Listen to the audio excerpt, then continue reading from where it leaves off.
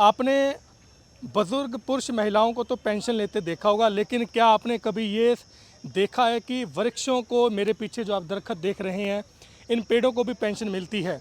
जी हाँ, चौंकिए मत, आज हम आपको इसके बारे में जानकारी बताएंगे। मेरे पीछे, अगर आपके भी हरियाणा, खासकर हरियाणा वासियों के लिए खबर है, मेरे पीछे जो आप ये तस्वीर देख रहे हैं, आपके आस पड़ोस या खेत खलियान, गली मोहल्लों में इस तरीके के जो पुराने बुज़ुर्ग पेड़ हैं, तो आप तैयार हो जाएं, क्योंकि हरियाणा की मनोहर सरकार आपको इन दरख्तों की, इन पेड़ों की सार संभाल के लिए 2500 रुपये की सालाना पेंशन देने जा रही है। वायु प्राण देवता मुहिम के तहत इन दरख्तों को, इन जो पेड़ों की सार संभाल के लिए हरियाणा सरकार को आपने पेंशन लेने के लिए क्या कुछ करना है, क्या क्राइटेरिया फॉलोअप करना है, क्या आपको इसके लिए करना है, उसके बारे में हम विस्तार पूर्वक इस रिपोर्ट में जानकारी देंगे।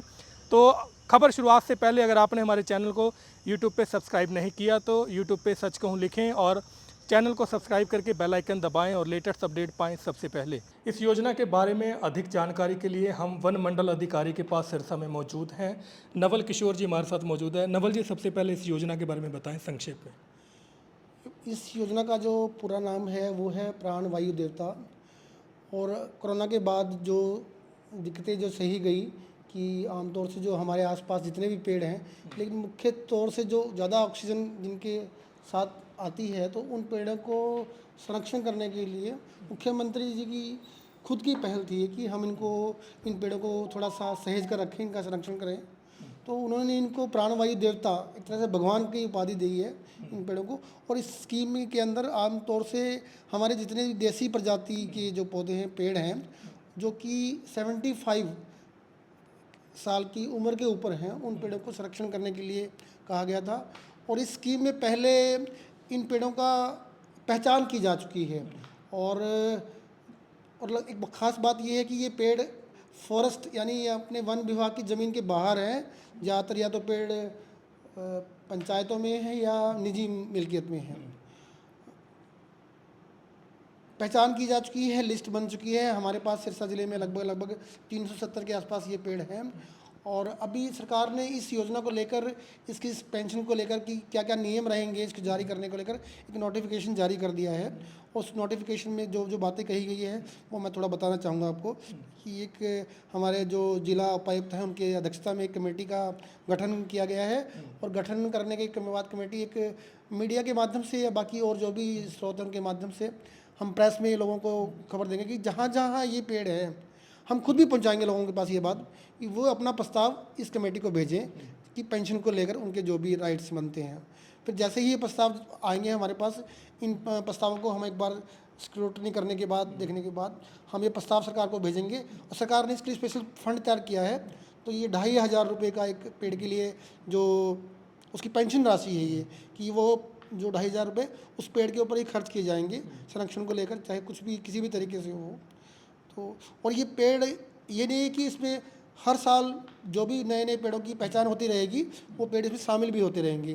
तो ये लगातार एक चलने की प्रक्रिया है। और इसमें सरकार का मुख्य उद्देश्य यही है कि हम पुराने पेड़ों को लेकर जहाँ जहाँ भी है हम उनका संरक्षण करें। नवल जी, लगता है प्राण वायु देवता जो योजना है, जो आमतौर पर अनर्गल जो कटाई कर देते हैं बुजुर्ग दरख्तों की, बुजुर्ग वृक्षों की, ये कहीं ना कहीं रोकथाम साबित होगी ये मुहिम? मेरा मानना है कि अगर जैसे हमारे घर में बुजुर्ग होते हैं, तो सरकार ने उनके लिए पेंशन योजना शुरू की है, तो उनको थोड़ा सा राहत मिल रही है और उनकी देखभाल ढंग से हो रही है।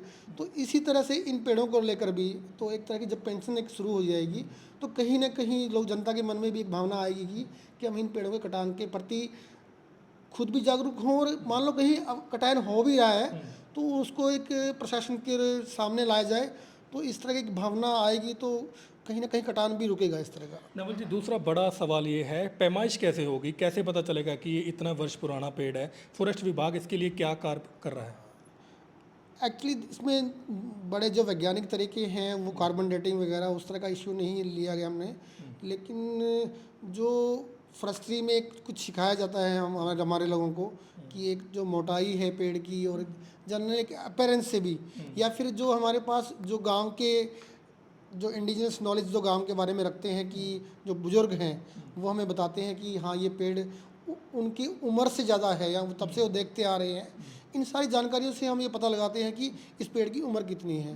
और बस इन सब बातों से ही हम उस पेड़ की उम्र पता करके उसको इस स्कीम के अंतर्गत लाने की कोशिश करते हैं। तो ये सर सालाना पेंशन होगी या प्रति माह मिलेगी? ये सालाना पेंशन रहेगी और इसमें बढ़ोतरी हो रहेगी, ये सर लगातार बढ़ोतरी रहेगी। और अगर पंचायत है तो पंचायत के खाते में जाएगा, अगर मिल्कियत है तो जिस आदमी की मिल्कियत ज़मीन में है ये उसके खाते में जाएगी राशि है। तो सर ये हरियाणा पहला राज्य बना है कि कहीं और भी ऐसी योजना चल रही है? मुझे लगता है ये हम इस मामले में इस तरह की पहल करने वाले पहले राज्य ही हैं, मुझे जहाँ तक मुझे जानकारी है। आखिरी सवाल सर, सिरसा में कितने चयनित आपने पेड़ जो हैं वृक्ष चयनित किए हैं? हमने जो लास्ट हमारे पास अभी हमने एक डेढ़ साल पहले जो बनाई थी लिस्ट, उसमें हमारे पास 370 पेड़ हैं ये। और मेरा मानना ये है कि अभी हमें थोड़ा सा और काम करना है, अगर कुछ और शामिल हो सकते हैं तो हम इसमें और भी पेड़ शामिल करेंगे अभी।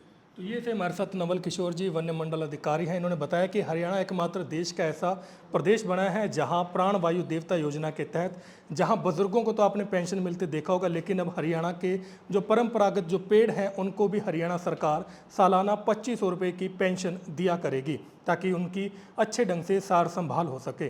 सुनील वर्मा के साथ मैं रविंद्र रियाज, सच कहूँ। देश दुनिया ਦੀ तमाम खबरों ਨਾਲ जुड़े रहने ਲਈ सब्सक्राइब करो YouTube ਤੇ सच कहूँ पंजाबी चैनल। इस ਦੇ ਨਾਲ ही बैल आइकन दब के पाओ लेटेस्ट अपडेट सब तो पहला।